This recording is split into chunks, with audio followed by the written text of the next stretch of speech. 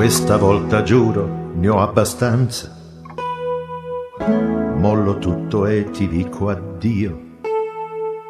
Adesso che ho finito la pazienza, adesso su di me comando io.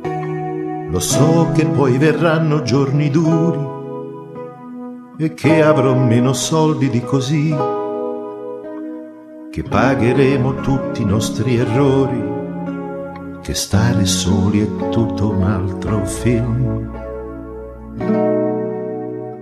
Difficile tornare sconosciuti in questa piccolissima città, parlare attraverso gli avvocati, perfino della nostra intimità.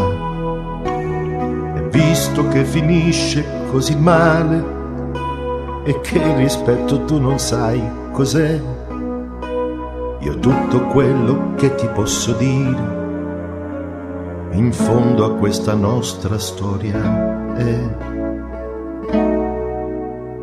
accidenti a te che mi fai soffrire e ti illudi che lasciarsi fa ringiovanire.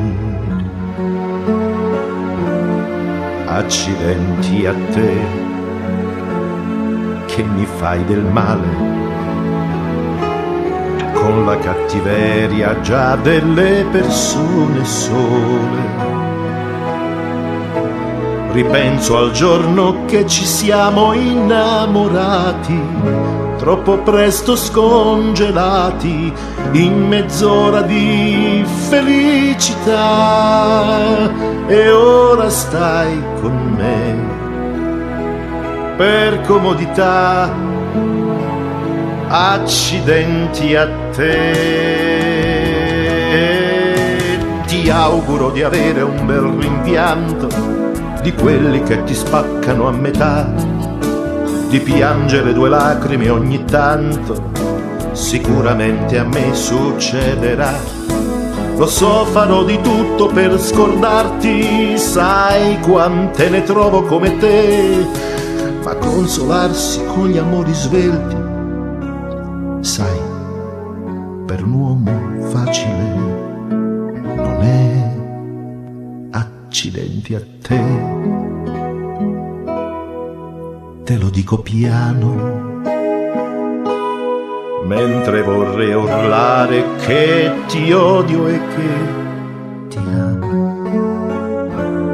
Accidenti a me che mi porto ancora la paura un po' infantile di dormire solo.